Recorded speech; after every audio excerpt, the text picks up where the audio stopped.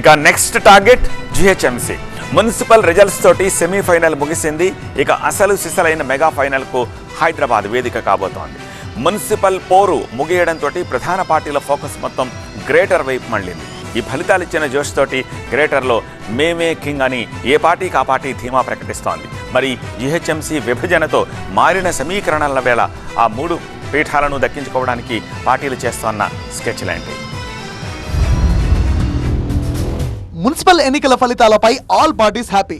ఇక్కడ ఎవరి లెక్కలు వారివే. అత్యధిక సంఖ్యలో సత్తా చాటిన కాంగ్రెస్ ఫుల్ జోష్ లో ఉంది. ప్రతిపక్ష బీఆర్ఎస్ ఈ ఫలితాలను పార్టీకి ఒక పునర్జీవంగా చూస్తోంది. తమ విజయంతో కాంగ్రెస్ నేతల నోళ్లు మూతపడ్డాయని కారు పార్టీ నేతలు చెప్తున్నారు. కరీంనగర్ కార్పొరేషన్ తో పాటు మరికొన్ని చోట్ల ప్రభావం చూపడంతో బీజేపీ కూడా ఈ ఫలితాలను సానుకూలంగా చూస్తోంది. పట్టణ ఓటర్లు తమ వైపే ఉన్నారన్న నమ్మకంతో ఆ పార్టీ శ్రేణులు ఉన్నాయి.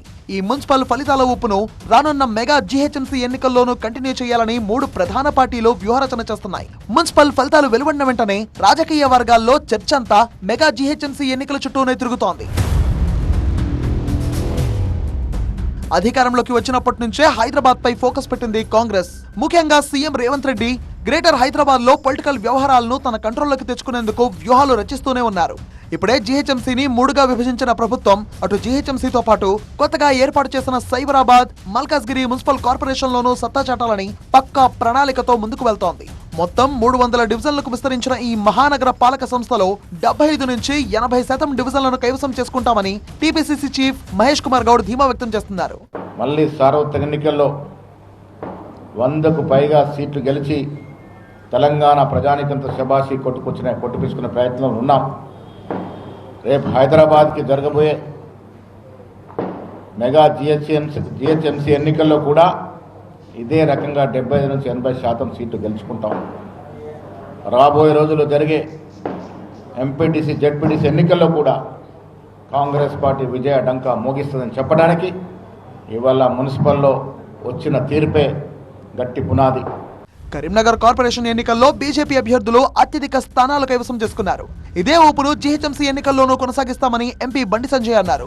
జీహెచ్ఎంసీని ఓవైసీ కుటుంబం రేవంత్ రెడ్డి అన్నదమ్ముల ఆస్తుల మాదిరిగా పంచుకున్నారని, జీహెచ్ఎంసీ పరిధిలోని 3 కార్పొరేషన్లను కూడా బీజేపీ కైవసం చేసుకుంటుందని ధీమా వ్యక్తం చేశారు బండి.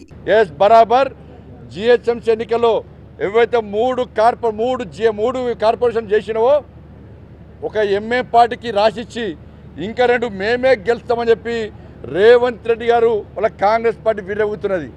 సవాల్ లేదు. అలా అక్కడ కూడా చెప్తున్నాం, బరాబర్ జాబ్తా చెప్తున్నాం. హైదరాబాద్లో కూడా ఇలా కాషాయబ్ జెండాన్ని ఎగిరేయడానికి తెలంగాణ రాష్ట్ర వ్యాప్తంగా ఇలా భారతీయ జనతా పార్టీ కార్యకర్తలు కలిసితో ఉన్నారు. ఇలా బీఆర్ఎస్ ముందు నుండి చాలా కాన్ఫిడెంట్ గా ఉంది. హైదరాబాద్ నగరంలో రాబోయే కార్పొరేషన్ ఎన్నికల్లో 1 కాదు ఎన్ని కార్పొరేషన్లు చేసినా ఎగిరేది మాత్రం గులాబీ జెండానే అన్నారు మాజీ మంత్రి కేటీఆర్. హైదరాబాద్ మహానగరంలో ఒకటైతే పక్క, హైదరాబాద్ మహానగరంలో నాకు తెలిసి నాకున్న అవగాహన మేరకైతే కార్పొరేషన్ 1 అయినా 2 అయినా 3 అయినా 4 అయినా ఎగిరేది మాత్రం గులాబీ జెండానే. ఇది మాత్రం పక్క.